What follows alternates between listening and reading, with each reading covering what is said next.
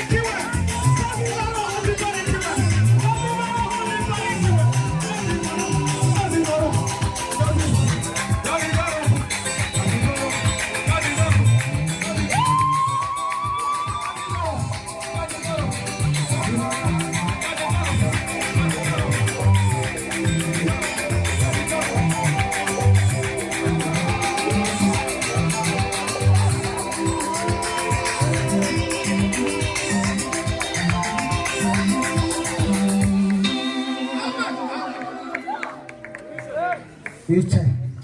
Reka dutere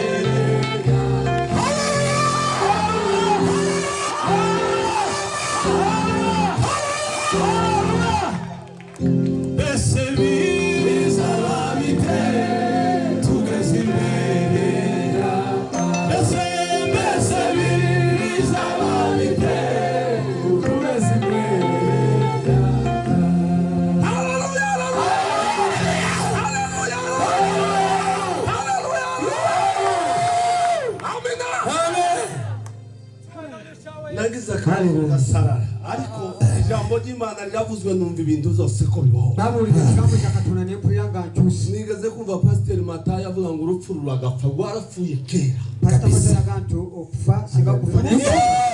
Urupfu rw'urupfu ni Yesu Kristo. Okufa ko kufa Yesu Kristo. Munsi Yesu yagaragaye ku musaraba yabwiye urupfu. Musaraba yagamba urufundo ufute. Urupfu nta buzima rugifite. Urumva terucyayina buri. Warapfuye. Rafu. Zamuri Imana icyubahiro. Amina.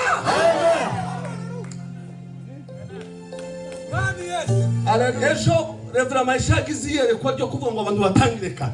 Jo Pastor Maisha agamba tandike gabucyane.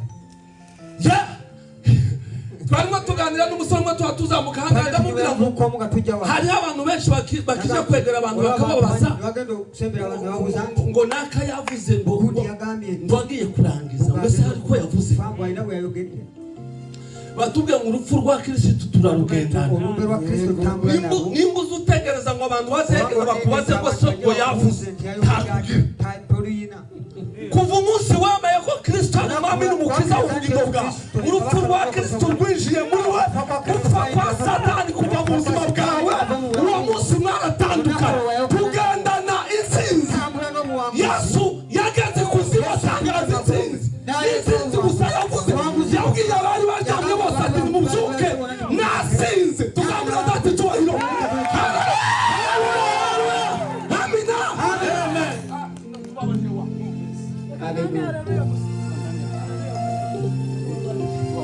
Hallelujah. Hallelujah. Bwana sifiwe. Amen. Imana ishimwe iduhaye umunezero. Umubyeyi yasize abana b'impinja. Uzandi areka abana bato. Ariko Imana iduhaye umunezero uyu munsi. Ufashe tuyihe icyubahiro. Hallelujah.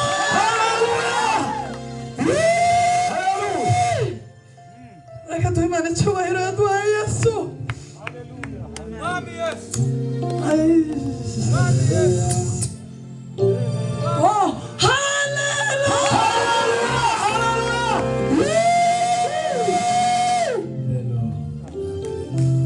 Mwami Yesu turagushimira. Mutanga bugingo wanjye n'ubuntu bwinshi. Yesu Kristo. Wagize neza. Muri zamangu iyo tutaraba Yesu, iyo tudatumbira Yesu, tuba twaramizwe. N'uyu munsi twari kuba twamizwe. N'uyu munsi twari kuba twamizwe.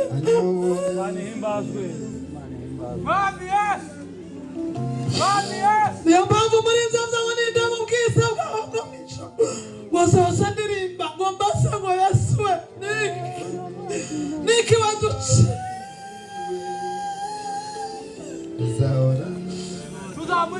Turagushimiye ibanga ry'ubugingo waduhaye. Turagushimira. Warakoze papa. Warakoze. Mani himbazwe. Icyubahiro ni cyawe. Utugirire neza Mana.